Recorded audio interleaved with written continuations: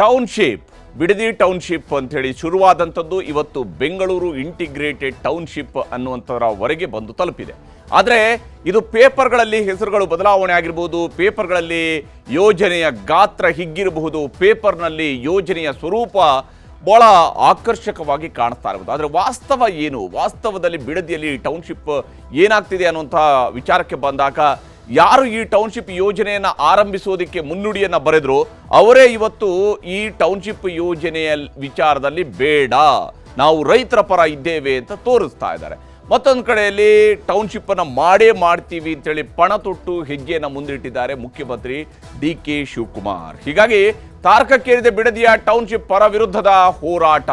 ಇಲ್ಲಿ ಟೌನ್ಶಿಪ್ನ ಪರ ಮತ್ತು ವಿರುದ್ಧದ ಹೋರಾಟಗಳು ನಡೀತಾ ಇದ್ದಾವೆ. ಟೌನ್ಶಿಪ್ ಪರವಾಗಿಯೂ ಕೂಡ ರೈತರಿದ್ದಾರೆ, ಟೌನ್ಶಿಪ್ ವಿರುದ್ಧವಾಗಿಯೂ ಕೂಡ ರೈತರು ನಿಂತಿದ್ದಾರೆ. ನಾಳೆ ಚರ್ಚೆಗೆ ಬನ್ನಿ ಅಂತ CMಗೆ ಕುಮಾರಸ್ವಾಮಿ ಅವರು ಆಹ್ವಾನವನ್ನು ಕೊಟ್ಟಿದ್ದಾರೆ. ಬಹಿರಂಗ ಚರ್ಚೆಯನ್ನು ನಡೆಸೋಣ, ನಾಳೆನೇ ಬನ್ನಿ ಅಂತೇಳಿ ಆಹ್ವಾನ ಕೊಟ್ಟಿದ್ದಾರೆ. ಪರ ವಿರುದ್ಧದ ಹೋರಾಟಗಳಾಗ್ತಿದ್ದಾವೆ. ಮತ್ತೆ 10 ಮಂದಿಗೆ ಪರಿಹಾರವೂ ಕೂಡ ಒದಗಿಸಲಾಗಿದೆ. ಪರಿಹಾರದ ಚೆಕ್ಗಳನ್ನು ಮತ್ತೆ 10 ಮಂದಿಗೆ ಕೊಟ್ಟಿದೆ ಸರ್ಕಾರ. ಈ ಮೂಲಕ ಸರ್ಕಾರ ಒಬ್ಬೊಬ್ಬರದ್ದಾಗಿ ರೈತರ ಚೆಕ್ಗಳನ್ನು ಕೊಡ್ತಾ ಅವರಿಗೆ ಪರಿಹಾರವನ್ನು ನಾವು ಮೊದಲಿಗೆ ಕೊಡ್ತಾ ಇದ್ವಿ. ನಿಮ್ಮ ಜಮೀನನ್ನು ವಶಪಡಿಸ್ಕೊಂಡ ನಂತರ ಇನ್ಯಾವುದೋ ಕಾಲದಲ್ಲಿ ನಿಮ್ಮನ್ನು ಕಾಯಿಸಿ ನಂತರ ನಾವು ನಿಮಗೆ ಹಣ ಕೊಡೋದಲ್ಲ, ನಾವು ಮೊದಲೇ ನಿಮಗೆ ಹಣ ಕೊಟ್ಟು ಅದನ್ನು ತಗೊಳ್ತಾ ಇದ್ದೀವಿ. ಹಾಗೆಯೇ ಪರಿಹಾರದ ಸೂತ್ರಗಳೇನೇನಿದ್ದಾವೆ ಅದು ಖುಲ್ಲಂಖುಲ್ಲ ನಿಮ್ಮ ಮುಂದೆ ಇಡ್ತಾ ಇದ್ದೀವಿ ಅಂತೇಳಿ ಸರ್ಕಾರ ಹೇಳ್ತಾ ಇದೆ.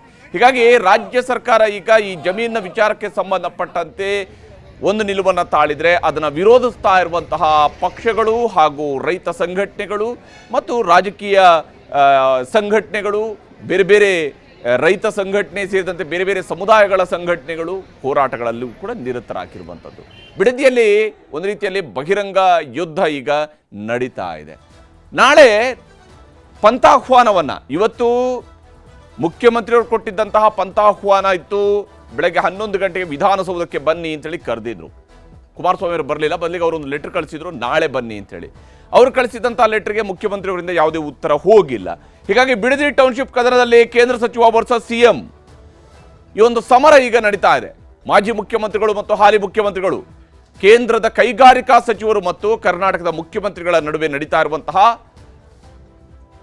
ಸಮರ ಇದು. ನಾಳೆ ನಿಜಕ್ಕೂ ಹೈ ವೋಲ್ಟೇಜ್ ಬಹಿರಂಗ ಚರ್ಚೆ ನಡೆಯುತ್ತಾ, ಈ ಪ್ರಶ್ನೆ ಇದ್ದೇ ಇರುವಂಥದ್ದು. ಕುಮಾರಸ್ವಾಮಿಯವರು ಶಿವಕುಮಾರ್ ಅವರು ಕೊಟ್ಟಂತಹ ಆಹ್ವಾನವನ್ನು ಸ್ವೀಕರಿಸದೇನೆ ನೀವು ಇಲ್ಲಿ ಬೇಡ ಅಲ್ಲಿ ಬನ್ನಿ ಅಂತ ಹೇಳುವಂಥ ಆಹ್ವಾನ ಕೊಟ್ಟಿದ್ದಾರೆ. ಇವತ್ತು ಇಲ್ಲಿಗೆ ಬಂದಿಲ್ಲ, ನಾಳೆ ಅಲ್ಲಿಗೆ ಮುಖ್ಯಮಂತ್ರಿಯವರು ಹೋಗ್ತಾರಾ ಅನ್ನೋಂಥ ಪ್ರಶ್ನೆ ಇದೆ. ಮತ್ತೊಂದು ಪತ್ರದ ಮೂಲಕ CMಗೆ ಬಹಿರಂಗ ಆಹ್ವಾನವನ್ನು ಚರ್ಚೆಗೆ ಕುಮಾರಸ್ವಾಮಿ ಅವರು ಕೊಟ್ಟಿದ್ದಾರೆ. ಜೂನ್ 27ರಂದು ಬೆಳಗ್ಗೆ 11 ಗಂಟೆಗೆ ಬಿಡದಿಗೆ ಭೇಟಿ ನೀಡ್ತಾ ಇದ್ದೇನೆ ಅಂತೇಳಿ ಹೇಳಿದ್ದಾರೆ ಅವರು. ಜೂನ್ 27ರಂದು ಬೆಳಗ್ಗೆ 11 ಗಂಟೆಗೆ ಬಿಡದಿಗೆ ಭೇಟಿ ನೀಡ್ತಾ ಇದ್ದೀನಿ ಅಂತ ಹೇಳಿ ಕುಮಾರಸ್ವಾಮಿಯವರು ಆಹ್ವಾನವನ್ನು ಕೊಟ್ಟಿದ್ದಾರೆ. ಬೈರಮಂಗಲಕ್ಕೆ ಭೇಟಿ ನೀಡ್ತಾ ಇದ್ದೇನೆ, ಅಲ್ಲಿಗೆ ನೀವು ಕೂಡ ಬನ್ನಿ ಅಂತ ಹೇಳಿ ಮುಖ್ಯಮಂತ್ರಿಯವರಿಗೆ ಸವಾಲೆಸೆದಿದ್ದಾರೆ ಕುಮಾರಸ್ವಾಮಿಯವರು. ಬೈರಮಂಗಲಕ್ಕೆ ನಾನು ಭೇಟಿ ನೀಡ್ತಾ ಇದ್ದೇನೆ, ಅಲ್ಲಿಗೆ ನೀವು ಬನ್ನಿ ಅಂತ ಕರೀತಾ ಇದ್ದಾರೆ.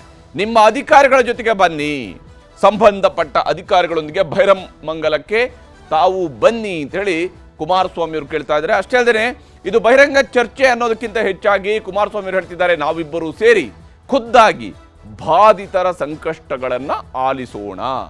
ನಾನು ಕೇಳಿಸ್ಕೊತೀನಿ, ನೀವು ಕೇಳಿಸ್ಕೊಳ್ಳಿ, ಇಬ್ಬರೂ ಸೇರಿ ಬಾಧಿತರ ಸಂಕಷ್ಟಗಳನ್ನು ಆಲಿಸೋಣ ಅಂತ ಹೇಳಿ ಕೇಂದ್ರ ಸಚಿವರು ಆಹ್ವಾನವನ್ನು ಕೊಟ್ಟಿದ್ದಾರೆ. ಸ್ಥಳದಲ್ಲೇ ಪರ್ಯಾಯ ಕ್ರಮಗಳ ಬಗ್ಗೆ ಯೋಚಿಸಲು ಸಾಧ್ಯವಾಗುತ್ತೆ.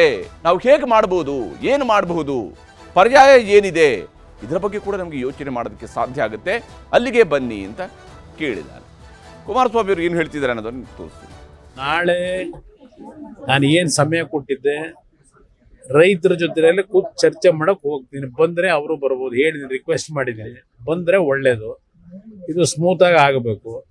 ನಿನ್ನೆಯಿಂದ ಕೆಲವರು ಒಂದು 15-20 ಜನ ಕೂರಿಸಿದ್ದಾರೆ. ಈಗ ಅವರು ಒಂದು ಕಡೆ ನಮಗೆ ಭೂಮಿ ನಾವು ಕೊಡ್ಲಿಕ್ಕೆ ತಯಾರಾಗಿದ್ದೇವೆ ಅಂತೇಳಿ ಅವರೊಂದು 20 ಜನ ಈಗೇನು ನೆನ್ನೆ ರಾತ್ರಿಯಿಂದ ಟೆಂಟ್ ಹಾಕೊಂಡವ್ರೀಗ ಅದ್ರ ಎದುರುಗಡೆನೆ. ಅದು ನನಗೆ ಗೊತ್ತಾಗ್ತದೆಲ್ಲ, ಅರ್ಥ ಆಗ್ತದೆ. ಇನ್ನು ಯಾವ ಕಾರಣಕ್ಕೋಸ್ಕರ ಇವೆಲ್ಲ ಒಳಗಡೆ ನಡೀತಿದೆ, ಅದರ ಬ್ಯಾಕ್ ಗ್ರೌಂಡ್ ಏನು ಎಲ್ಲ ನಾನು ಅರ್ಥ ಮಾಡ್ಕೊಂಡಿದ್ದೀನಿ. ಇಲ್ಲಿ ನನ್ನ ಪ್ರಶ್ನೆ, ಇಲ್ಲಿ ಶಿವಕುಮಾರ್ ಅವರ ಈ ರಾಜ್ಯದ ಮುಖ್ಯಮಂತ್ರಿಗಳ ವಿರುದ್ಧ ನನ್ನ ಹೋರಾಟ ಅಲ್ಲ ಇದು. ಇಲ್ಲಿ ರೈತರು ಒಂದು ಬಾರಿ ನನ್ನ ಹತ್ರ ಬಂದು ರಿಕ್ವೆಸ್ಟ್ ಏನು ಮಾಡಿದ್ರು, ಈಗ ಒಂದು 7 ತಿಂಗಳಿದ್ದೆ, ಅದರ ಆಧಾರದ ಮೇಲೆ ರೈತರು ನಾವು ಭೂಮಿ ಕೊಡ್ಲಿಕ್ಕೆ ತಯಾರಾಗಿಲ್ಲ ಅನ್ನೋದು ಮೆಜಾರಿಟಿ ಒಪಿನಿಯನ್ ಏನಿದೆ. ಅವರ ಹೋರಾಟ 450-470 ದಿವಸ ಆಗೋಗಿದೆ. ಈಗ ಅವರ ಒಂದು ಅಹವಾಲಿಗೋಸ್ಕರವಾಗಿ ನಾನು ಇದಕ್ಕೆ ಇಂಟರ್ಫಿಯರ್ ಆಗಿದ್ದೀನಿ. ನಾನು ಪರವೂ ಇಲ್ಲ ವಿರೋಧವೂ ಇಲ್ಲ, ರೈತರ ಪರವಾಗಿದ್ದೀನಿ. ರೈತರು ಕೊಡ್ಲಿಕ್ಕೆ ತಯಾರಾಗಿಲ್ಲ ಅನ್ನೋದು ಮೆಜಾರಿಟಿ ಒಪಿನಿಯನ್. ಅದರಿಂದ ಇದರಲ್ಲಿ ಪ್ರತಿಷ್ಠೆ ಇಲ್ಲ ಅನ್ನೋದು ನಾನು ಪದೇ ಪದೇ ಹೇಳ್ತಾ ಇದ್ದೀನಿ. ಈಗ ರೈತರೆಲ್ಲ ಒಪ್ಕೊಂಡ್ರೆ ನಂದೇನು ಅಬ್ಜೆಕ್ಷನ್ ಇಲ್ಲ, ಧಾರಾಳವಾಗಿ ಮಾಡ್ಕೊಳ್ಳಿ. ಬಲವಂತ ಮಾಡಿ ರೈತರುಗಳನ್ನ ಬೇರೆ ಬೇರೆ ರೀತಿ ನೀವು ಅವ್ರನ್ನ ಎದುರಿಸ್ತಕ್ಕಂಥದ್ದಕ್ಕೆ ಹೋದ್ರೆ ಉಪಯೋಗ ಬರೋದಿಲ್ಲ. ಪ್ರೀತಿಯಿಂದ ತಾವು ಮಾಡಬೇಕು ಕೆಲಸ, ಏನೇ ಮಾಡಿದ್ರು ಪ್ರೀತಿಯಿಂದ ಮಾಡಬೇಕಾಗ್ತದೆ. ವಿರೋಧ ಇದ್ದಾಗ ಯಾತಕ್ಕೆ ಆಟ, ಇದು ನನ್ನ ಪ್ರಶ್ನೆ. ಈ ನಡುವೆ ಬಾಲಕೃಷ್ಣ ಅವರು ಬೈರ್ಮಂಗಲಕ್ಕೆ ಬಂದ್ರೆ ಲಾ ಅಂಡ್ ಆರ್ಡರ್ ಪ್ರಾಬ್ಲಮ್ ಆಗುತ್ತೆ, ವಿಧಾನಸೌಧದಲ್ಲಿ ಮಾತಾಡಿದ್ರೆ ಏನ್ ತಪ್ಪು? ನೋಡಿ, ಅದು ಆಗಿದ್ರೆ ಎಲ್ಲ ರೈತರನ್ನೆಲ್ಲ ಅಲ್ಲಿಗೆ ಕರೆಸ್ಕೊಳ್ಳಿ. ಈಗ ನಾನು ಈ ರಾಜ್ಯದಲ್ಲಿ 2006-7 ಇದು ಹೇಳ್ತಾರಲ್ಲ, ಆ ಸಂದರ್ಭದಲ್ಲಿ 3 ಮೀಟಿಂಗ್ನ ಕೃಷ್ಣಾ ಕಚೇರಿನಲ್ಲಿ ಆ ರೈತರುಗಳು ಯಾರು ವಿರೋಧ ಮಾಡ್ತಾ ಇದ್ದಾರೆ ಅಂತಕ್ಕಂಥದ್ದು ಒಂದು ಆ ಟೈಮ್ನಲ್ಲಿ ನಡೀತಾ ಇತ್ತು. ಎಲ್ರಿಗೂ ಮುಕ್ತವಾಗಿ ಅವಕಾಶ ಕೊಟ್ಟು 500-600 ಜನ ಕರೆಸಿ ಕೃಷ್ಣಾ ಕಚೇರಿ ಒಳಗೆ ಮೀಟಿಂಗ್ ಮಾಡಿದ್ದೀನಿ. 3 ಬಾರಿ ಮೀಟಿಂಗ್ ಮಾಡಿದ್ದೀನಿ ರೈತರ ಹತ್ರ, ಅವ್ರಿಗೆಲ್ಲ ಎಕ್ಸ್ಪ್ಲೈನ್ ಮಾಡಿದ್ದೀನಿ. ನಾನು ಆ ರೀತಿ ನಡ್ಕೊಂಡೆ. ತರಾತುರಿಲಿ ನಾವೇನು ಮಾಡ್ಲಿಕ್ಕೂ ಹೋಗ್ಲಿಲ್ಲ. ರೈತರದ್ದು ವಿರೋಧ ಜೊತೆಗೆ ಈಗ ಇವ್ರು ಕಾಂಗ್ರೆಸ್ನ ನಾಯಕರುಗಳೇ ಆ ಟೈಮಲ್ಲಿ ಏನೇನು ವಿರೋಧ ಮಾಡಿ ಅಸೆಂಬ್ಲಿ ಒಳಗೆ ಚರ್ಚೆ ಮಾಡೋರು ದಾಖಲೆ ಇದೆ. ಇಲ್ಲಿ ಸಾಂಕೇತಿಕವಾಗಿ ಧರಣಿ ಮಾಡ್ಕೊಂಡು ಏನು ಕೂತಿದ್ದಾರೆ 470 ದಿವಸದಿಂದ, ಒಂದು ಅವರಿಗೆ ಬೆಂಬಲ ಕೊಡ್ಲಿಕ್ಕೆ ಹೋಗ್ತಿದ್ದೀನಿ ಅಷ್ಟೇ. ನಾಳೆ ಅವ್ರ ಜೊತೆ ಚರ್ಚೆ ಮಾಡ್ಕೊಂಡ್ ಬರ್ತೀನಿ. ನಾನು ವೆಯ್ಟ್ ಮಾಡ್ತೀನಿ, ಮಧ್ಯಾಹ್ನದವರೆಗೂ ಅಲ್ಲೇ ಇರ್ತೀನಿ. ಬಂದು ಅವ್ರು ಕೂತ್ಕೊಂಡು ಸುಗಮವಾಗಿ ಮಾಡ್ಕೊಂಡ್ರೆ ನಂದೇನು ಅಬ್ಜೆಕ್ಷನ್ ಇಲ್ಲ. ರೈತರೆಲ್ಲ ಒಪ್ಕೊಳ್ಳೋದಾದ್ರೆ ನಾಳೆ ಗಲಾಟೆ ಮಾಡಕ್ಕೆ ಹೋಗ್ತಾ ಇದೀವಿ. ಅಲ್ಲಿ ಗಲಾಟೆ ಮಾಡ್ಸಕ್ಕೆ ಕೊಟ್ಟಿರೋದು ಅವರಿಗೆ 144 ಸೆಕ್ಷನ್ ಹಾಕೋದಕ್ಕೆ ನನ್ನ ಅಭಿಪ್ರಾಯದಲ್ಲಿ. ಹೀಗೆ ಇಲ್ಲಿ ಈಗಾಗಲೇ ಟೌನ್ಶಿಪ್ ವಿಚಾರಕ್ಕೆ ಸಂಬಂಧಪಟ್ಟಂತೆ ನಡೀತಾ ಇರುವಂತಹ ಬೆಳವಣಿಗೆಗಳನ್ನು ನಾವು ನೋಡ್ತಾ ಇದ್ವಿ. ಒಂದು ಕಡೆ ಈ ರೀತಿಯಾದಂತಹ ಸವಾಲುಗಳಿದ್ದಾವೆ, ಮತ್ತೊಂದು ಕಡೆ ಇಲ್ಲಿರುವಂತಹ ಪೋಸ್ಟರ್ಗಳನ್ನು ನಾವು ಗಮನಿಸ್ಬೋದು. ಈ ಉದ್ದಕ್ಕೂ ಪೋಸ್ಟರ್ಗಳನ್ನು ಹಾಕಿ ಆ ಪೋಸ್ಟರ್ಗಳ ಮೂಲಕವಾಗಿ ಅವರು ಕುಮಾರಸ್ವಾಮಿಯವ್ರನ್ನ, ನಿಖಿಲ್ ಕುಮಾರಸ್ವಾಮಿಯವ್ರನ್ನ ಕಾಲೆಳೆಯುವ ಪ್ರಯತ್ನವನ್ನು ಮಾಡ್ತಾ ಇದ್ದಾರೆ. ವಿಶೇಷವಾಗಿ ಬಿಡದಿ ಭಾಗದಲ್ಲಿ JDS ನಾಯಕರ ವಿರುದ್ಧ ಪೋಸ್ಟರ್ ವಾರ್ ಇವತ್ತು ಕೂಡ ಮುಂದುವರೆದಿದೆ. ಅದರಲ್ಲಿ ಹಳೆಯ ಘಟನೆಗಳನ್ನೆಲ್ಲ ನೆನಪು ಮಾಡುವಂತಹ ರೀತಿಯಾದಂತಹ ಹಾಕಿದ್ದಾರೆ. ಖಂಡಿತವಾಗ್ಲೂ ಕೂಡ ಇದು ರಾಜಕೀಯದಲ್ಲಿ ಯಾರೇ ಈ ಪೋಸ್ಟರ್ಗಳನ್ನು ಹಚ್ಚಲಿ, ರಾಜಕೀಯದ ಸಮರ ಹೀಗಿರಬಾರ್ದು, ಅದರಲ್ಲಿ ಯಾವುದೇ ಅನುಮಾನಗಳಿಲ್ಲ. ಯಾಕಂದರೆ ರಾಜಕೀಯ ಸಮರ ಅದಕ್ಕೊಂದು ಅದರದೇ ಆದಂಥ ನೆಲೆಗಟ್ಟಿರಬೇಕು, ಅದರದೇ ಆದಂತಹ ಪರ ವಿರುದ್ಧ ಇರಬಹುದು, ಆದರೆ ಅದನ್ನು ಕೆಳಮಟ್ಟಕ್ಕೆ ಕೊಂಡೊಯ್ಯುವಂಥ ಕೆಲಸವನ್ನು ಯಾರೂ ಮಾಡಬಾರ್ದು. ಇಲ್ಲಿ ಪೋಸ್ಟರ್ಗಳನ್ನು ಹಾಕುವಂಥದ್ದಕ್ಕೆ ಆ ಪೋಸ್ಟರ್ಗಳಿಗೆ ಅಪ್ಪ ಅಮ್ಮ ಯಾರೂ ಇಲ್ಲ. ಒಟ್ಟಿನಲ್ಲಿ ಪೋಸ್ಟರ್ಗಳನ್ನಂತೂ ಅಂಟಿಸ್ತಾ ಇದ್ದಾರೆ. ಆ ಪೋಸ್ಟರ್ಗಳ ಮೂಲಕವಾಗಿ ಆರೋಪಗಳನ್ನು ಮಾಡ್ತಾ ಇದ್ದಾರೆ. ಬಿಡದಿ ಸುತ್ತಮುತ್ತ ಮತ್ತೆ ಗೋಡೆಗಳಿಗೆ ಪೋಸ್ಟರ್ಗಳನ್ನು ಅಳವಡಿಕೆ ಮಾಡಲಾಗಿದೆ. ಯಾರು ಈ ರೀತಿಯಾದಂಥ ಮುಖ ಹೇಳಿ ಕೆಲಸವನ್ನು ಮಾಡಬಾರ್ದು. ಯಾರೇ ಮಾಡಿದ್ರು ಕೂಡ ನೇರಾನೇರವಾಗಿ ಮಾಡಬೇಕಾಗುತ್ತೆ. ಕುಮಾರಸ್ವಾಮಿ ಹಾಗೂ ನಿಖಿಲ್ ಕುಮಾರಸ್ವಾಮಿಯವರ ಆದಾಯ ವಿಚಾರಕ್ಕೆ ಸಂಬಂಧಪಟ್ಟಂತೆ ಪೋಸ್ಟರ್ಗಳನ್ನು ಹಚ್ಚಲಾಗಿದೆ. ಯಾರೆಲ್ಲ ಪೋಸ್ಟರ್ಗಳನ್ನು ಹಚ್ಚಿದ್ದಾರೆ, ಎಲ್ಲಿ ಪೋಸ್ಟರ್ಗಳನ್ನು ಹಚ್ಚುತ್ತಾರೆ, ಯಾಕೆ ಈ ರೀತಿಯಾಗಿ ರಾತ್ರೋರಾತ್ರಿ ಹಚ್ಚುತ್ತಾರೆ ಗೊತ್ತಿಲ್ಲ. ಆದರೆ ಕೃಷಿ ಮಾಡಿ 450 ಕೋಟಿ ರೂಪಾಯಿ ಆದಾಯ ಅಂತ ಹೇಳಿ ಪೋಸ್ಟರ್ನಲ್ಲಿ ವ್ಯಂಗ್ಯವಾಡಿದ್ದಾರೆ ನಿಖಿಲ್ ಕುಮಾರಸ್ವಾಮಿಯವ್ರನ್ನ. ನಿಂದು 44 ಎಕರೆ, ಅಮ್ಮಂದು 36 ಎಕರೆ ಅಂತೆಲ್ಲ ಹೇಳಿಕೊಂಡು 44 ಎಕರೆ, ಅಮ್ಮನದು 36 ಎಕರೆಯಲ್ಲಿ ಗೋಡಂಬಿ ಬೆಳೀತಾ ಇದ್ದೀನಿ ಅಂತ ಹೇಳ್ಕೊಂಡೆಲ್ಲ ಪೋಸ್ಟರ್ಗಳನ್ನು ಹಾಕಿದ್ದಾರೆ. ನಿಖಿಲ್ 113 ಕೋಟಿ ಆಸ್ತಿ ವಿಚಾರವಾಗಿ ಪೋಸ್ಟರನ್ನು ಅಳವಡಿಕೆ ಮಾಡಿದ್ದಾರೆ. ಮತ್ತು ಎಲ್ಲಿದ್ದೀಯಪ್ಪ ನಿಖಿಲ್ ಕುಮಾರಸ್ವಾಮಿ ಅಂತೇಳಿ ಕೇಳುವಂತಹ, ವ್ಯಂಗ್ಯವಾಡುವಂತಹ ಕೆಲಸವನ್ನು ಮಾಡಿದ್ದಾರೆ. ಇಸ್ರೇಲ್ ಮಾದರಿ ಕೃಷಿಯಿಂದ ಆದಾಯ ಗಳಿಕೆ ಅಂತೇಳಿ ಕೂಡ ಈ ಒಂದು ಪೋಸ್ಟರ್ಗಳಲ್ಲಿ ಆರೋಪವನ್ನು ಮಾಡಲಾಗ್ತಾ ಇದೆ. ಹೀಗೆ ಒಂದಾದ ಮೇಲೆ ಒಂದು ಪೋಸ್ಟರ್ಗಳನ್ನು ಹಚ್ಚುತ್ತಾ ಇದ್ದಾರೆ. ಮತ್ತು ಇದೆಲ್ಲವೂ ಕೂಡ ಕುಮಾರಸ್ವಾಮಿಯವ್ರನ್ನ ಟಾರ್ಗೆಟ್ ಮಾಡಿ, ನಿಖಿಲ್ ಅವ್ರನ್ನ ಟಾರ್ಗೆಟ್ ಮಾಡಿ, ಅನಿತಾ ಅವ್ರನ್ನ ಟಾರ್ಗೆಟ್ ಮಾಡಿ ಈ ಆರೋಪಗಳನ್ನು ಮಾಡ್ತಾ ಇದ್ದಾರೆ. ನಿರಂತರವಾದಂಥ ಆರೋಪಗಳು ಮುಂದುವರೆದಿರುವಂಥದ್ದು. ಇಲ್ಲಿ ಇದರ ನಡುವೆ ಬಿಡದಿಯಲ್ಲಿ ಪರ ವಿರೋಧದ ಫೈಟ್ ಕೂಡ ಬಹಳ ಜೋರಾಗಿ ಸಾಗ್ತಾ ಇದೆ. ಬಿಡದಿ ಟೌನ್ಶಿಪ್ ವಿಚಾರದಲ್ಲಿ ಪರ ವಿರುದ್ಧದ ಹೋರಾಟಗಳು ನಡೀತಾ ಇದ್ದಾವೆ. ಒಂದು ಕಡೆಯಲ್ಲಿ ಯೋಜನೆಯ ವಿರುದ್ಧ ಕಳೆದ 1 ವರ್ಷದಿಂದ ಬೈರಮಂಗಲದಲ್ಲಿ ಧರಣಿ ನಡೀತಾ ಇದೆ. ಯಾವುದೇ ಕಾರಣಕ್ಕೂ ನಾವು ಜಮೀನು ಬಿಟ್ಕೊಡಲ್ಲ ಅಂತೇಳಿ ರೈತರು ಹೇಳ್ತಾ ಇದ್ದಾರೆ. ಯೋಜನೆ ವಿರೋಧಿಸಿ ಇತರೆ ಜಿಲ್ಲೆಯ ರೈತರು ಕೂಡ ಪ್ರತಿಭಟನೆಗಳಲ್ಲಿ ಭಾಗಿಯಾಗ್ತಾ ಇದ್ದಾರೆ. ಬೇರೆ ಬೇರೆ ಜಿಲ್ಲೆಗಳಿಂದ ರೈತರು ಬರ್ತಾ ಇದ್ದಾರೆ. ಇದು ಈ ಬೇರೆ ಜಿಲ್ಲೆಗಳಿಂದ ರೈತರು ಬರುತ್ತಾ ಇರೋ ಕಾರಣದಿಂದಾಗಿ ಇದು ಅಲ್ಲಿನವರದಲ್ಲ ಹೋರಾಟ, ಬೇರೆಯವರ ಮೂಲಕವಾಗಿ ನಡೆಸ್ತಾ ಇರುವ ಹೋರಾಟ ಅನ್ನುವಂತಹ ಆರೋಪವೂ ಕೂಡ ಕೇಳಿ ಬರ್ತಾ ಇದೆ. ವಿಶೇಷವಾಗಿ ಯೋಜನೆ ವಿರೋಧಿ ಹೋರಾಟದಲ್ಲಿ KRS ಪಕ್ಷದ ರವಿಕೃಷ್ಣ ರೆಡ್ಡಿ ಕೂಡ ಇವತ್ತು ಭಾಗಿಯಾಗಿದ್ದಾರೆ. JDS ನಾಯಕರುಗಳ ಜೊತೆಗೆ ರವಿಕೃಷ್ಣ ರೆಡ್ಡಿಯವರು ಕೂಡ ಭಾಗಿಯಾಗಿ ಈ ಹೋರಾಟದಲ್ಲಿ ತೊಡಗಿದ್ದಾರೆ. ಸದ್ಯ ಯೋಜನೆಯ ಪರ ಇರುವ ರೈತರಿಂದಲೂ ಕೂಡ ನಿನ್ನೆಯಿಂದ ಪ್ರತಿಭಟನೆ ನಡೀತಾ ಇದೆ. ಯೋಜನೆಯ ಪರ ಇರುವಂತಹ ರೈತರು ಅಂದರೆ ಬಿಡದಿಯಲ್ಲಿ ಟೌನ್ಶಿಪ್ ಬೇಕು ಅಂತ ಹೇಳ್ತಿರುವಂಥ ರೈತರು ನಮ್ಮ ಜಮೀನನ್ನು ನಾವು ಕೊಡೋದಕ್ಕೆ ರೆಡಿ ಇದ್ದೇವೆ, ಭೂಸ್ವಾಧೀನವನ್ನು ಮಾಡಿ ಅನ್ನುವಂತಹ ಮಾತುಗಳನ್ನು ಇದೇ ರೈತರು ಹೇಳ್ತಾ ಇದ್ದಾರೆ. ನಮಗೆ ಪರಿಹಾರ ಕೊಡಿ, ನಮಗೂ ಈ ಯೋಜನೆ ಬೇಕು, ನಮ್ಮ ಮಕ್ಕಳ ದೃಷ್ಟಿಯಿಂದ ಈ ಯೋಜನೆ ಬೇಕು ಅಂತ ಕೇಳ್ತಾ ಇದ್ದಾರೆ. ಭೈರಮಂಗಲದ ಬಿಡದಿ ರಸ್ತೆ ಬದಿಯಲ್ಲಿ ಟೆಂಟ್ ಹಾಕಿ ಪ್ರತಿಭಟನೆಯನ್ನು ನಡೆಸ್ತಾ ಇದ್ದಾರೆ. ಯೋಜನೆಯ ಪರವಾಗಿ ಇರತಕ್ಕಂತಹ ರೈತರು ಪ್ರತಿಭಟನೆಯನ್ನು ನಡೆಸ್ತಾ ಇದ್ದಾರೆ. ಅವರು ಪ್ರಶ್ನಿಸ್ತಾ ಇದ್ದಾರೆ ಈ ವಿರೋಧಿಸ್ತಾ ಇರುವಂಥವ್ರಿಗೆ. ಯೋಜನೆಯ ಪರ ಇರುವಂತಹ ರೈತರು, ಭೂಮಾಲೀಕರು ಪ್ರತಿಭಟನೆಯನ್ನು ನಡೆಸೋದ್ರ ಮೂಲಕ ಯಾರು ಈ ಯೋಜನೆಯ ವಿರುದ್ಧ ಇದ್ದಾರಲ್ಲ ಅವರನ್ನು ಪ್ರಶ್ನಿಸ್ತಾ ಇದ್ದಾರೆ, ಅವರ ನೈತಿಕತೆಯನ್ನು ಪ್ರಶ್ನಿಸ್ತಾ ಇದ್ದಾರೆ. ಯಾಕೆಂದರೆ ನಮ್ಮ ಮಕ್ಕಳ ಅಭಿವೃದ್ಧಿಗಾಗಿ ಟೌನ್ಶಿಪ್ ಬೇಕು ಅಂತೇಳಿ ಒತ್ತಾಯವನ್ನು ಮಾಡ್ತಿದ್ದಾರೆ. ಆಲ್ರೆಡಿ ಒಂದು ಅಂಶವನ್ನು ಇಲ್ಲಿ ಗಮನಿಸಬೇಕು, ಈ ಎಲ್ಲ ಪ್ರದೇಶಗಳಲ್ಲಿ ಜಮೀನನ್ನು ರೆಡ್ ಝೋನ್ ಅಂತೇಳಿ ಮಾಡಿಟ್ಟು ಅದರ ಮೂಲಕವಾಗಿ ಇವತ್ತಲ್ಲ ನಾಳೆ ಅಲ್ಲಿ ಟೌನ್ಶಿಪ್ ಯೋಜನೆನೋ ಅಥವಾ ಇನ್ಯಾವುದೋ ಒಂದು ಯೋಜನೆ ಬರ್ಬೋದೇ ಹೊರತು ಇದು ಇದೇ ಸ್ವರೂಪದಲ್ಲಿ ಮುಂದುವರಿಯಲ್ಲ ಅನ್ನುವಂಥದ್ದು ಸ್ಪಷ್ಟ ಇದೆ. ಹೀಗಿರುವಾಗ ರೆಡ್ ಝೋನ್ ಇರುವಂತಹ ಏರಿಯಾದಲ್ಲಿ ಮಾಡಬೇಕಾ ಬೇಡವಾ ಅನ್ನುವಂತಹ ವಿಚಾರಗಳಿದ್ದಾವೆ.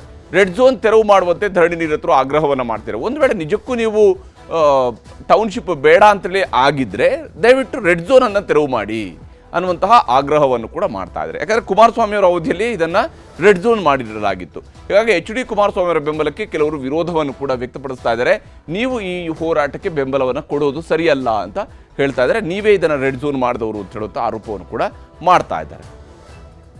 ಇಲ್ಲಿ ಯೋಜನೆಯ ಪರ ಮತ್ತು ವಿರುದ್ಧ ಇರುವಂಥವ್ರು ಏನೇನು ಹೇಳ್ತಿದ್ದಾರೆ ಅನ್ನೋದು ನಿಮ್ಗೆ ತೋರಿಸ್ತೀನಿ. ಚರ್ಚೆ ಆಗ್ಲಿ, ಈ ಜಾಗದಲ್ಲಿ ನ್ಯಾಯ ಸಿಗ್ಬೇಕು. ರೈತರು ಹೋರಾಟ ಮಾಡ್ತಿದ್ದಾರೆ, ಸುಮಾರು 475 ದಿವಸದಿಂದ ಹೋರಾಟ ಮಾಡ್ತಿದ್ದಾರೆ. ಕುಮಾರಸ್ವಾಮಿ ಅವರು ಹಲವಾರು ಬಾರಿ ಬಂದು ಇವ್ರಿಗೆ ಧೈರ್ಯ ಹೇಳಿದ್ದಾರೆ.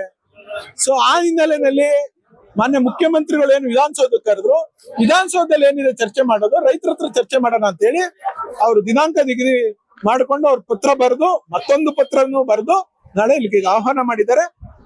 ಸೊ ನಾಳೆ ಕುಮಾರಸ್ವಾಮಿ ಅವರು ಬರ್ತಿದ್ದಾರೆ. ಇಲ್ಲ ಇದೇ ಜಾಗದಲ್ಲಿ ಇರ್ತಾರೆ. ಯಾವ ಯೋಜನಾ ಪ್ರದೇಶಕ್ಕೆ ಹೋಗಿ ಏನು ಉಪಯೋಗ ಇಲ್ಲ. ಇದೇ ಜಾಗದಲ್ಲಿ ಎಲ್ಲಾ ರೈತರುಗಳನ್ನು ಕೂಡ ಬರಕ್ ಹೇಳಿದ್ದೀವಿ. ನಿಜವಾದ ರೈತರು, ನಿಜವಾದ ಭೂಮಿಯನ್ನ ಕಳ್ಕೊಳ್ತೀವಿ ಅನ್ನುವಂತ ಆತಂಕದಲ್ಲಿ ಇರ್ತಕ್ಕಂಥ ರೈತರು, ಹೋರಾಟ ಮಾಡ್ತಾ ಇರ್ತಕ್ಕಂಥ ರೈತರು, ಅವ್ರ ಕುಟುಂಬ ನಾಳೆ ಎಲ್ಲ ಇಲ್ಲಿ ಸೇರ್ತಾರೆ. ಹೋರಾಟ ಏನಿದ್ರೆ 20 ವರ್ಷದಿಂದ ನಾವು ಅನುಭವಿಸಿರ್ತಕ್ಕಂಥ ಕಷ್ಟದ ಹೋರಾಟ ಇದು. ಕುಮಾರಸ್ವಾಮಿ ವಿರುದ್ಧ ಹೋರಾಟ. ಅವ್ರು ಹೇಳ್ತಾರೆ ನಾನು ಏನು ಮಾಡೇ ಇಲ್ಲ, ಇಲ್ಲಿ ರೈತರು ಹೆಣ್ಮಕ್ಳುಗಳು ಕೇಳ್ಕೊಂಡಿದ್ರು, ಅವರ ನೋವು ತಾಳ್ಲಾರ್ದೆ ನಾನು ಅಕ್ವೈರ್ ಮಾಡ್ಬೋದು. ಯಾವ ಹೆಣ್ಮಕ್ಳು ನಿಮ್ಮ ಹತ್ರ ಬಂದಿರೋ ಅಕ್ವೈರ್ ಮಾಡಿದ್ದೆ ಕೇಳಕ್ಕೆ?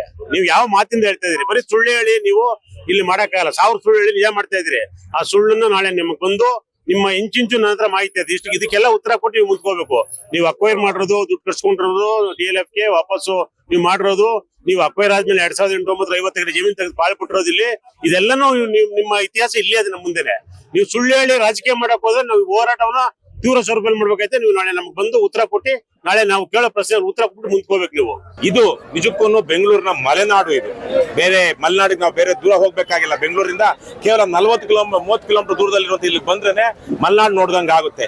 ಇಂತಹ ಒಂದು ಸಮೃದ್ಧವಾದ ಕೃಷಿ ಭೂಮಿಯನ್ನ ಬಂಜರು ಭೂಮಿ ಅಂತ ಹೇಳಿ ಇವತ್ತಿನ ದುರ್ಯೋಧನ ಮನಸ್ಥಿತಿಯ DK ಶಿವಕುಮಾರ್ ರಾಜ್ಯದ ಮುಖ್ಯಮಂತ್ರಿ ಇದನ್ನ ಇವರು ಭೂಸ್ವಾಧೀನ ಮಾಡಿಕೊಂಡು ದೊಡ್ಡ ಇನ್ನು 30 ಲಾಲ್ ಬಾಗ್ಗಳಷ್ಟು ದೊಡ್ಡ ವಿಸ್ತೀರ್ಣದ ಜಾಗವನ್ನ ಭೂಸ್ವಾಧೀನ ಮಾಡಿಕೊಂಡು ಲೇಔಟ್ ಮಾಡ್ತೀವಿ ಅಂತ ಹೋಗ್ತಿರುವಂತಹದ್ದು ಅದು ಜನ ವಿರೋಧಿ ಆದದ್ದು, ರೈತ ವಿರೋಧಿ ಆದದ್ದು, ಪ್ರಕೃತಿ ವಿರೋಧಿ ಆದದ್ದು. ಸುಮ್ಮನೆ ಆಪಾದನೆ DK ಶಿವಕುಮಾರ್ ಮೇಲಾಗ್ಲಿ ಇನ್ನೊಬ್ಬರ ಮೇಲಾಗ್ಲಿ ಆಪಾದನೆ ಮಾಡೋದು ತಪ್ಪು. ಅವ್ರು ಕಾಯ್ತಾ ಇರೋದು ಒಂದೇ, ಒಬ್ಬ ಜನನಾಯಕ, ಒಬ್ಬ ಒಕ್ಕಲಿಗರ ನಾಯಕ ಇವತ್ತು ದಿವಸ ಮುಖ್ಯಮಂತ್ರಿ ಆಗಿದ್ದಾನೆ. ಅವ್ರಿಗೆ ನಮ್ಮ ಮುಂದೆ ನಮ್ಮ ಒಕ್ಕಲಿಗರ ನಾಯಕರುಗಳು ಯಾರು ನನ್ನ ಮುಂದೆ ಬೆಳಿಬಾರದು ಅನ್ನೋ ದೃಷ್ಟಿಯಿಂದ ಅವ್ರು ನೀವು ರೆಕ್ರಿಯೇಷನ್ ಕ್ಯಾನ್ಸಲ್ ಮಾಡಿ ಏನೇನ ಮಾಡಿ ಇವ್ರ ಕ್ಯಾನ್ಸಲ್ ಮಾಡಿಸಿ ಜೈಲಿಗೆ ಕಳಿಸ್ಬೇಕು ಅನ್ನೋ ಲೆಕ್ಕಾಚಾರದಲ್ಲಿ ಸನ್ಮಾನ್ಯ D ಕುಮಾರಸ್ವಾಮಿ ಅವರು ಇದ್ದಾರೆ. ಹಾಗಾಗಿ ಇದಕ್ಕೆಲ್ಲಾನು ನಾವುಗಳು ನಮ್ಮ ಇಲ್ಲಿ ಸ್ಥಳೀಯ ರೈತರುಗಳು ಇದಕ್ಕೆಲ್ಲ ಬಿಟ್ಕೊಡೋದಿಲ್ಲ. ನಮ್ಗೆ ಹಕ್ಕು ಬೇಕು, ನಮಗೆ ಅಕ್ಯುಪೇಷನ್ ಆಗಬೇಕು, ಏರಿಯಾ ಮುಂದುವರಿಬೇಕು, ಮಾಡಬೇಕು. ಹೀಗೆ ಪರ ವಿರುದ್ಧ ಇರುವಂಥವರು ಆರೋಪಗಳನ್ನು ಮಾಡ್ತಾ ಇದ್ದಾರೆ, ಪ್ರತ್ಯಾರೋಪಗಳನ್ನು ಮಾಡ್ತಾ ಇದ್ದಾರೆ. ಇಲ್ಲಿ ಅತ್ತ ವಿರೋಧ ಇದೆ, ಇತ್ತ ಚೆಕ್ಗಳನ್ನು ಕೊಡುವಂತಹ ಕೆಲಸವನ್ನು ಕೂಡ ಸರ್ಕಾರ ಮಾಡ್ತಾ ಇದೆ. ರೈತರ ಹೋರಾಟದ ಮಧ್ಯೆ ಮುಂದುವರೆದ ಚೆಕ್ ವಿತರಣೆ. ಇಲ್ಲಿ ರೈತರು ಯಾರು ಜಮೀನ್ದಾರರಿದ್ದಾರೆ, ಜಮೀನಿನ ಮಾಲೀಕರುಗಳಿದ್ದಾರೆ, ಅಂಥವ್ರುಗಳಿಗೆ ಸರ್ಕಾರ ಚೆಕ್ಗಳನ್ನು ಕೂಡ ವಿತರಿಸ್ತಾ ಇದೆ. ಮತ್ತೆ 10 ಮಂದಿ ಭೂಮಾಲೀಕರಿಗೆ GBDA ಕಡೆಯಿಂದ ಚೆಕ್ಗಳನ್ನು ವಿತರಿಸಲಾಗಿದೆ.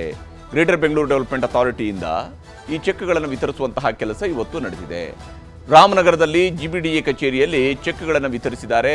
GBDA ಅಧ್ಯಕ್ಷರು ಇವತ್ತು ಚೆಕ್ಗಳನ್ನು ವಿತರಿಸಿದ್ದಾರೆ. ಆ ಮೂಲಕ ಕೆಂಪೇನಪಾಳ್ಯ ವಡೇರಹಳ್ಳಿ ಭೂಮಾಲೀಕರಿಗೆ ಚೆಕ್ಗಳನ್ನು ವಿತರಿಸಲಾಗಿದೆ. ಈ ಎರಡು ಹಳ್ಳಿಗಳಲ್ಲಿ ಇರುವಂತಹ ರೈತರಿಗೆ ಚೆಕ್ ವಿತರಿಸುವಂತಹ ಕೆಲಸವನ್ನ ಮಾಡ್ತಾ ಇದ್ದಾರೆ. ಈವರೆಗೂ 26 ಮಂದಿ ರೈತರಿಗೆ 32 ಕೋಟಿ ರೂಪಾಯಿಗಳ ಹಣವನ್ನ ಸರ್ಕಾರದ ಕಡೆಯಿಂದ ಚೆಕ್ಗಳ ಮೂಲಕವಾಗಿ ವಿತರಿಸಲಾಗಿದೆ. 26 ಮಂದಿ ರೈತರಿಗೆ 32 ಕೋಟಿ ರೂಪಾಯಿಗಳ ಹಣ. ಈವರೆಗೆ ಅಧಿಕೃತವಾಗಿ 40 ಎಕರೆ ಭೂಮಿ ಟೌನ್ಶಿಪ್ಗೆ ಹಸ್ತಾಂತರ ಆದಂಗೆ ಆಗಿದೆ. ಅಲ್ಲಿಗೆ ಯಾರೆಲ್ಲ ಹಣ ಪಡ್ಕೊಂಡಿದ್ದಾರೆ ಅವರ ಜಮೀನು ಈಗ ಟೌನ್ಶಿಪ್ಗೆ ಹಸ್ತಾಂತರ ಆದಂಗೆ ಆಗುತ್ತೆ. ಆ ಮೂಲಕ ಒಂದು ಪ್ರಕ್ರಿಯೆಯನ್ನು ಈಗ ಸರ್ಕಾರ ಶುರು ಮಾಡೋದಕ್ಕೆ ಏನು ಬೇಕಿದೆಯೋ ಅದನ್ನು ಸರ್ಕಾರ ಶುರು ಮಾಡ್ತಾ ಇದೆ. 40 ಎಕರೆಯಷ್ಟು ಜಮೀನು ಈಗ ಸರ್ಕಾರದ ಕಡೆಗೆ ಬರ್ತಾ ಇರುವುದು ಸ್ಪಷ್ಟ ಇದೆ. ಉಳಿದ ಹಳ್ಳಿಗಳಲ್ಲೂ ಕೂಡ ಹಂತ ಹಂತವಾಗಿ ನೋಟಿಫಿಕೇಶನ್ ಮಾಡ್ತಾ ಹೋಗುವಂಥದ್ದು ರಾಜ್ಯ ಸರ್ಕಾರದ ಪ್ಲಾನ್ ಇದ್ದಂತೆ ಕಾಣ್ತಾ ಇದೆ. ಆ ಮೂಲಕ ಈ ಯೋಜನೆಯನ್ನು ಕಾರ್ಯಗತಗೊಳಿಸಬಹುದು ಅನ್ನುವಂತಹ ಪ್ಲಾನನ್ನು ಮಾಡ್ಕೊಂಡಿದ್ದಾರೆ.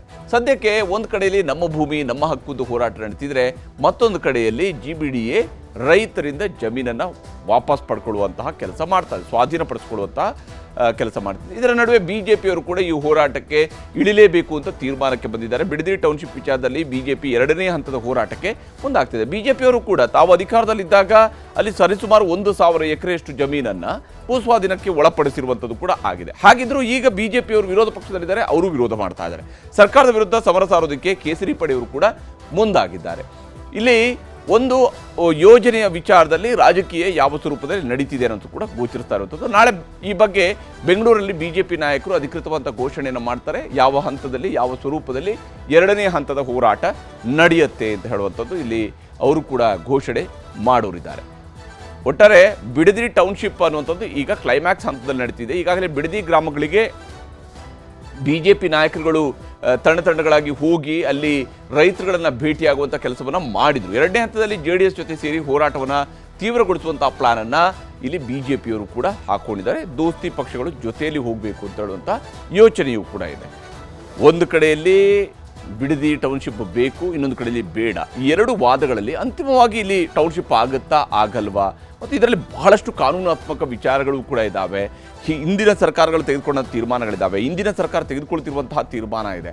ಎಲ್ಲ ಕಾರಣಗಳಿಗಾಗಿ ಇದನ್ನು ಹೇಗೆ ಸರ್ಕಾರ ನಿಭಾಯಿಸುತ್ತೆ ಅಂತ ನೋಡಬೇಕು. ಅಯೋಧ್ಯೆಯ ರಾಮ ಮಂದಿರ ಭಕ್ತಕೋಟಿಯ ಪಾಲಿಗೆ ಅದು ರಾಮನನ್ನ ಬಾಲರಾಮನ ಸ್ವರೂಪದಲ್ಲಿ ನೋಡುವಂತಹ ದೇವ ಮಂದಿರ. ಆದರೆ ಅದೇ ಮಂದಿರಕ್ಕೆ ಭಕ್ತರು ದೇಣಿಗೆಯಾಗಿ ಅಥವಾ ಭಕ್ತರು ತಮ್ಮ ಒಂದು ದಾನವಾಗಿ ಯಾವ ಹಣವನ್ನು ಹುಂಡಿ ಹಣವನ್ನು ಹಾಕಿರ್ತಾರೋ, ಯಾವ ಸ್ವರೂಪದಲ್ಲಿ ದೇಣಿಗೆಯನ್ನು ಕೊಟ್ಟಿರ್ತಾರೋ, ಈ ದೇಣಿಗೆಯನ್ನೇ ಲೂಟಿ ಮಾಡಲಾಗಿದೆ. ಇದು ರಾಮ ಭಕ್ತರಿಗೆ ಮಾಡಿರುವ ಮಹಾದ್ರೋಹದ ಕೆಲಸ. ಅಯೋಧ್ಯೆಯ ರಾಮ ಮಂದಿರದ ದೇಣಿಗೆಯ ಲೂಟಿ ಪ್ರಕರಣ ಈಗಾಗಲೇ ಈ ವಿಚಾರಕ್ಕೆ ಸಂಬಂಧಪಟ್ಟಂತೆ, ಈ ಲೂಟಿಗೆ ಸಂಬಂಧಪಟ್ಟಂತೆ FIR ಅನ್ನು ದಾಖಲಿಸಿಕೊಳ್ಳಲಾಗಿದೆ. SIT ತನ್ನ ಮಧ್ಯಂತರ ವರದಿ ಸಲ್ಲಿಕೆ ಮಾಡ್ತಾ ಇದ್ದಂತೆ FIR ಅನ್ನು ದಾಖಲು ಮಾಡಿಕೊಂಡು 8 ಮಂದಿಯನ್ನು ಬಂಧಿಸಿದೆ. ಟ್ರಸ್ಟ್ನ ಕಾರ್ಯದರ್ಶಿಯಾಗಿರ್ತಕ್ಕಂತಹ ಚಂಪಕ್ ರಾಯ್ ಈಗ ರಾಜೀನಾಮೆಯನ್ನು ಸಲ್ಲಿಸಿದ್ದಾರೆ. ಚಂಪಕ್ ರಾಯ್ ಅವರ ಡ್ರೈವರನ್ನು ಅರೆಸ್ಟ್ ಮಾಡಲಾಗಿದೆ. ಇದಾದ ಮೇಲೆ ಚಂಪಕ್ ರಾಯ್ ಈಗ ರಾಜೀನಾಮೆಯನ್ನು ಕೊಟ್ಟಿರುವಂಥದ್ದು. ಅಯೋಧ್ಯೆಯಲ್ಲಿ ಆ ಬಾಲರಾಮನ ಆ ಮುಗ್ಧ ನಗುವನ್ನು ಕಣ್ತುಂಬ ನೋಡುವಂಥದ್ದು ಭಕ್ತರ ಪಾಲಿಗೆ ಬಹಳ ದೊಡ್ಡದಾದಂತಹ ಒಂದು ಆಸೆ ಅಥವಾ ಅವರ ಭಕ್ತಿ. ಆದರೆ ಆ ಬಾಲರಾಮನ ಆಲಯದಲ್ಲಿನೇ ಕೆಲಸ ಮಾಡ್ತಾ ಇದ್ದಂತಹ ವ್ಯಕ್ತಿಗಳು ರಾಮನ ದುಡ್ಡನ್ನು ಲೂಟಿ ಮಾಡೋದಕ್ಕೆ ಹೋಗಿದ್ದಾರೆ. ಈಗ ರಾಮನ ದೇಣಿಗೆಯ ಲೂಟಿ ಮಾಡಿದಂಥವ್ರು ಇದ್ದಾರಲ್ಲ, ಅವ್ರನ್ನ ಬೇಟೆಯಾಡುವಂತಹ ಕೆಲಸವನ್ನು ಅಲ್ಲಿ SIT ಮಾಡ್ತಾ ಇದೆ. ಈಗಾಗಲೇ 8 ಮಂದಿಯನ್ನು SITಯವರು 8 ಮಂದಿಯ ವಿರುದ್ಧ FIR ಅನ್ನು ದಾಖಲಿಸಿಕೊಂಡು ಅರೆಸ್ಟ್ ಮಾಡಿದ್ದಾರೆ. ಯಾವಾಗ 8 ಮಂದಿಯ ವಿರುದ್ಧ FIR ದಾಖಲಾಯಿತು ಆವಾಗ ಚಂಪತ್ ರಾಯ್ ರಾಜೀನಾಮೆಯನ್ನು ಸಲ್ಲಿಸಿದ್ದಾರೆ. ಇಲ್ಲಿ ಚಂಪತ್ ರಾಯ್ ಈ ಒಂದು ಟ್ರಸ್ಟ್ನ ಪ್ರಧಾನ ಕಾರ್ಯದರ್ಶಿ, ಶ್ರೀರಾಮ ಜನ್ಮಭೂಮಿ ಟ್ರಸ್ಟ್ನ ಪ್ರಧಾನ ಕಾರ್ಯದರ್ಶಿ ಆಗಿರುವಂತಹ ವ್ಯಕ್ತಿ ಚಂಪತ್ ರಾಯ್. ಚಂಪತ್ ರಾಯ್ ಅವರಿಗೆ ಗೊತ್ತಿಲ್ಲದೆ ಇದೆಲ್ಲವೂ ನಡೆಯೋಕ್ಕೆ ಸಾಧ್ಯವೇ ಇಲ್ಲ ಅಂತೇಳಿ ಅಲ್ಲಿ ಕಾರಸೇವಕರಾಗಿ ಕೆಲಸ ಮಾಡಿದಂತಹ ಭಕ್ತರು ಕೂಡ ಹೇಳ್ತಾ ಇರುವಂತಹ ಮಾತು, ಮಾಡ್ತಾ ಇರುವಂತಹ ಆರೋಪ, ಬಹಳ ಗುರುತರವಾದಂಥ ಆರೋಪವನ್ನು ಚಂಪತ್ ರಾಯ್ ಅವರ ವಿರುದ್ಧವೂ ಕೂಡ ಮಾಡ್ತಾ ಇದ್ದಾರೆ. ಅವ್ರಿಗೂ ಕೂಡ ಗೊತ್ತಿದ್ದೇ ಇಲ್ಲಿ ಲೂಟಿಯಾಗಿದೆ ಅನ್ನುವಂತಹ ಆರೋಪವನ್ನು ಕಾರಸೇವಕರು ಕೂಡ ಮಾಡ್ತಾ ಇದ್ದಾರೆ. ಹೀಗಾಗಿ ಈ ಒಂದು ಇದೇ ಸಂದರ್ಭದಲ್ಲಿ ರಾಮನ ದೇಣಿಗೆಯ ವಿಚಾರಕ್ಕೆ ಸಂಬಂಧಪಟ್ಟಂತೆ ಅನಿಲ್ ಮಿಶ್ರಾ ಕೂಡ ರಾಜೀನಾಮೆಯನ್ನು ಸಲ್ಲಿಸಿದ್ದಾರೆ. ಶ್ರೀರಾಮ ಜನ್ಮಭೂಮಿ ಟ್ರಸ್ಟ್ನ ಸದಸ್ಯ ಆಗಿರ್ತಕ್ಕಂಥ ಅನಿಲ್ ಮಿಶ್ರಾ.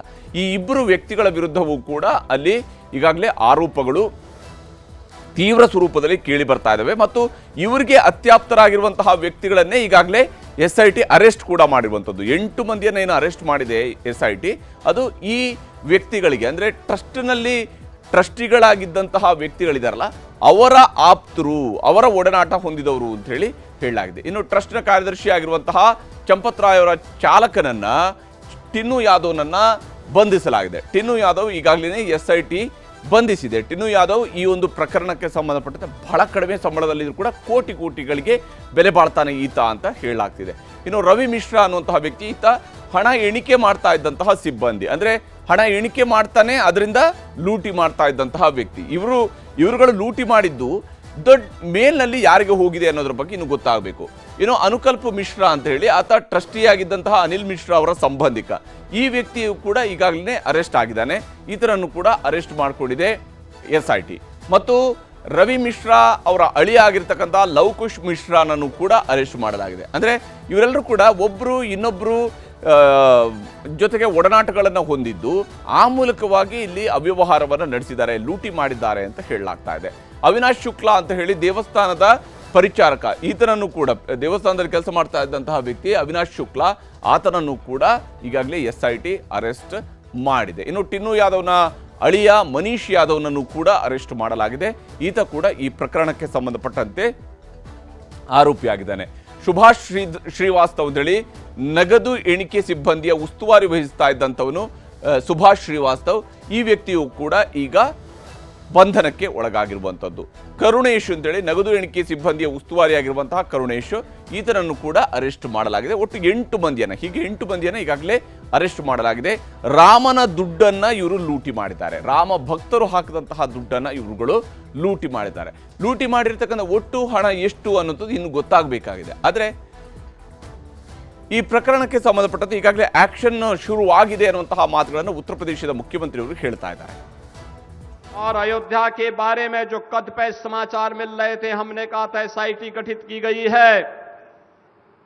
SIT की रिपोर्ट आने के साथ ही हमारी कार्रवाई भी प्रारंभ हो जाएगी।